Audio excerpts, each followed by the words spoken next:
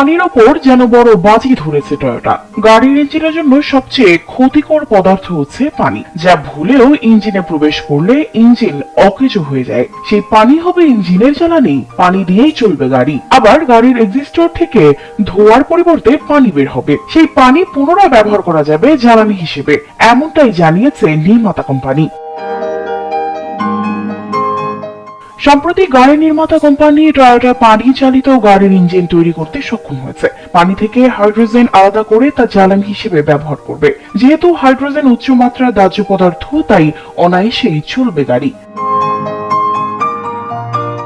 কেমন ব্রো, এসব অনেক কিছু আসবে আর যাবে, এক্সপার্ট কিন্তু থেকেই যাবে।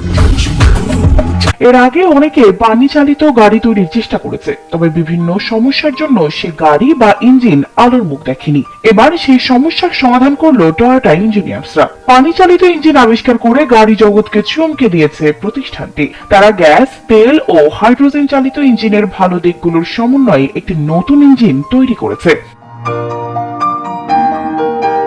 তবে প্রশ্ন রয়েছে ওয়াটার ইঞ্জিনের নিরাপত্তা ব্যবস্থা নিয়ে। হাইড্রোজেন উচ্চমাত্রায় দাহ্য, তাই হাইড্রোজেন ব্যবহার করতে হয় এমন যে কোনো কিছুতেই পর্যাপ্ত নিরাপত্তা ব্যবস্থা গ্রহণ করা জরুরি। টয়োটার ওয়াটার ইঞ্জিন উচ্চচাপের স্টোরেজ ব্যবহার করে না বলে হাইড্রোজেন নিয়ে ঝুঁকি অনেকাংশেই কমে যায়।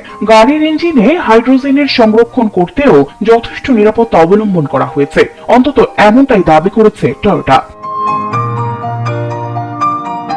যদিও টয়োটার এই ওয়াটার ইঞ্জিনে প্রাথমিক বিনিয়োগ খুবই ব্যয়বহুল হতে পারে, তবে এর দীর্ঘমেয়াদী সুবিধা কিন্তু অনেক। যেমন অন্যান্য সাধারণ ইঞ্জিনের গাড়ির তুলনায় টয়োটার ওয়াটার ইঞ্জিন চালিত গাড়ির জ্বালানির খরচ ও অপারেটিং খরচ হবে একদমই কম। সাথে পরিবেশগত প্রভাব তো আছেই, যা সবচেয়ে বেশি গুরুত্বপূর্ণ।